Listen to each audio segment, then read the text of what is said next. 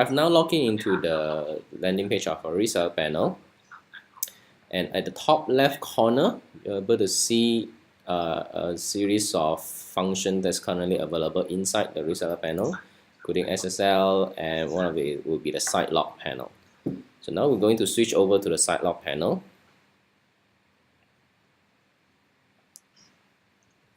Okay, this will be the landing page of the SiteLock services that you have already subscribed for you or your customers. These are all the packages inside your current account. Okay, we're going to place an order.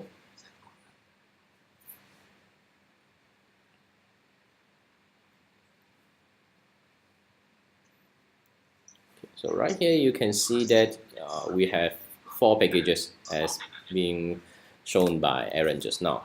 First will be the find package, then second will be the fix package, and the third will be the prevent package. The SiteLock 911 is on top of the page in case your customer has an emergency and you need to buy for 911 services for your customers. Okay, for the purpose of presentation, I'm going to buy a prevent package for domain name, for website. So the prevent package has the most complete suite of services offered under SiteLock, including the smart malware removal, True Shield services, and also the TrueSpeed CDN services. So the domain that I'm going to buy is this.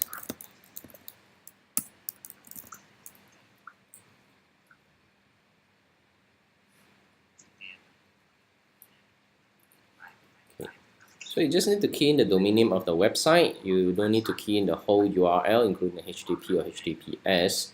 So this webnic-testing.com. So if the domain name is indeed a valid domain name, you can proceed to choose the other option. So first we choose a term. You can subscribe either by 1 month or 1 year. So 1 month is for the purpose of presentation is 30 USD, while 1 year is 275. You can see that if you purchase for 1 year, it's actually much more cheaper if you purchase by a monthly subscription. But I'm going to choose 1 month for now. Okay, this registered account is your client account. It allows your client to also manage their services through another client portal. So I'm going to create a new account called testing.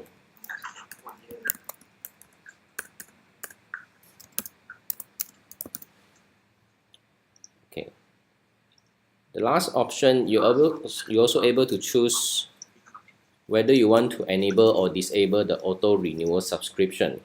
So now I choose a 1 month packages. If you enable the auto renewal, this package will be auto renew at the end of 1 month, and it will continue to auto renew until you terminate or disable the auto renewal.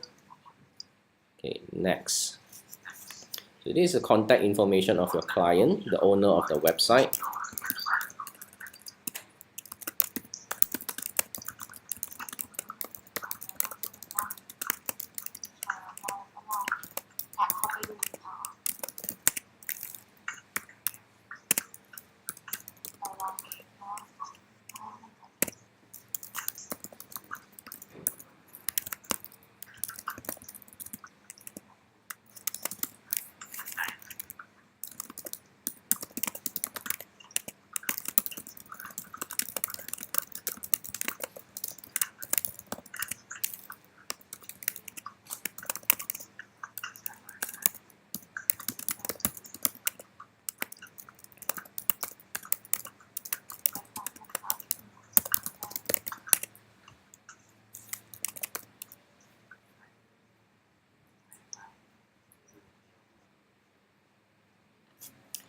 Okay, then confirm.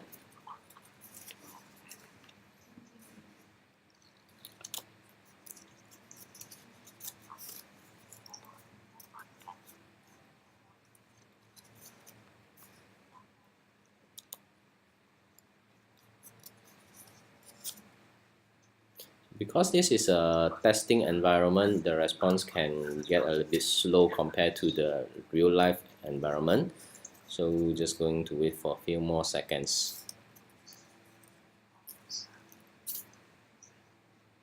Okay, voila, there you go. Successfully subscribed for a prevent package for this domain name.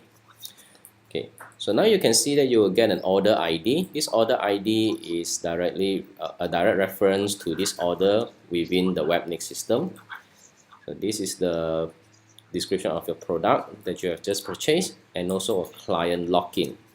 So this client login, once you click into it, it will go direct to the SiteLock customer portal where you can configure some options inside there. For now, we're going to just skip for this. There's still a few more functions that I would like to show you. Okay, now we're back to dashboard.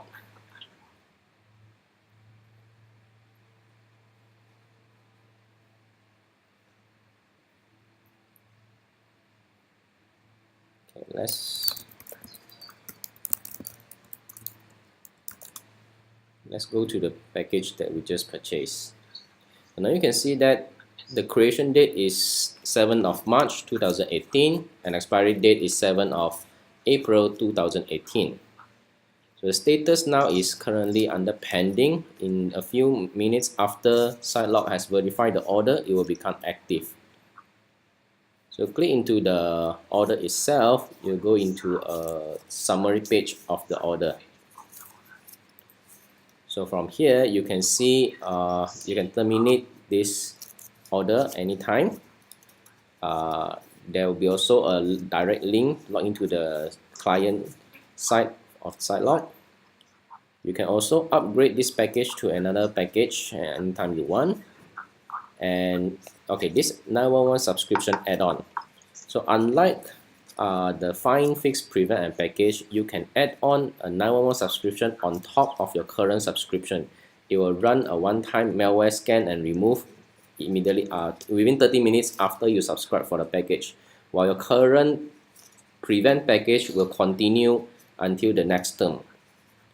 Okay, able to also disable or enable the auto renewal options. And if you disable the auto renew options, you're able to manual renew through this renew button over here. So it's a very simple functionality inside the reseller panel. So once you subscribe, you can now log into the client site and configure the Smart and TrueShield configuration inside there. So this is the first view that you'll see after you accept the terms and conditions that you saw on Jimmy's last page there. So these are the things that need to be set up specifically for the prevent. So we talked about 3 different programs: the finding, the alerting, the fixing for removing malware, and the prevent, that includes the TrueShield for the web application firewall and content delivery network. The smart configure portion does connect via an FTP or SFTP or SSH account. So those would be the settings that would be needed in order to configure that portion, in order for that scan to actually run. Again, on the fixed plan, it will run within 24 hours in order to be able to remove malware automatically. And from that, once you purchase the service, it'll continually run on that daily basis for you on that fixed plan. We also have the TrueShield settings that will require you to make some simple DNS changes. If you're familiar with the web application firewall or content delivery network already, then you're probably familiar with how to configure these settings. We provide you with a new A record, an additional A record to filter your traffic through, as well as switching the CNAME that would be used before it reverts to the original origin IP for the service to work.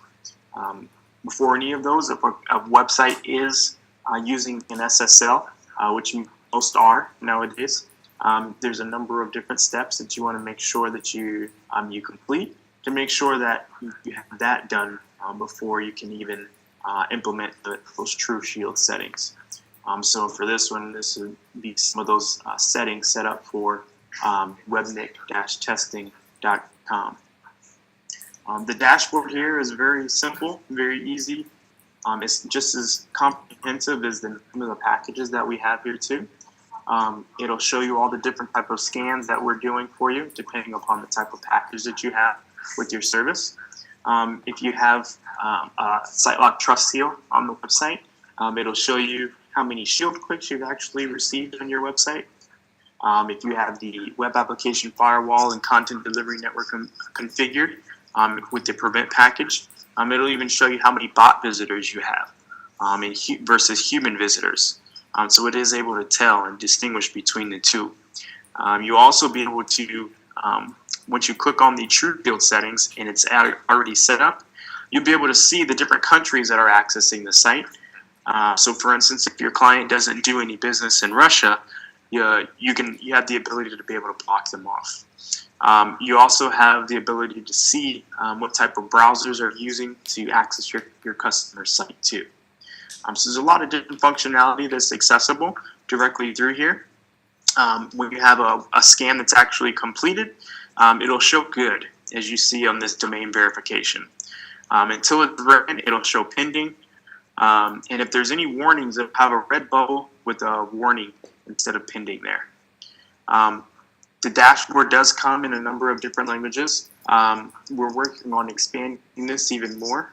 We currently do, I think, 11 or 12 between the ones that you see here on the top right of my page. And then a number of other different scans that are done based upon, again, the type of scan that you're actually, or the type of package that you purchase with SiteLock. The majority of these are going to be alerting tools, like the application scan that we talked briefly about, the malware scan, the smart scan being the automatic malware removal portion, and then the vulnerability test of cross-site scripting and SQL injections. And then you have your TrueShield. So as far as SiteLock product goes, it'll tell you everything that you need to know. Most alerts, or not most, all alerts that you receive would come via email. Inside of the settings section here, you have the ability to modify some of these things for the scans.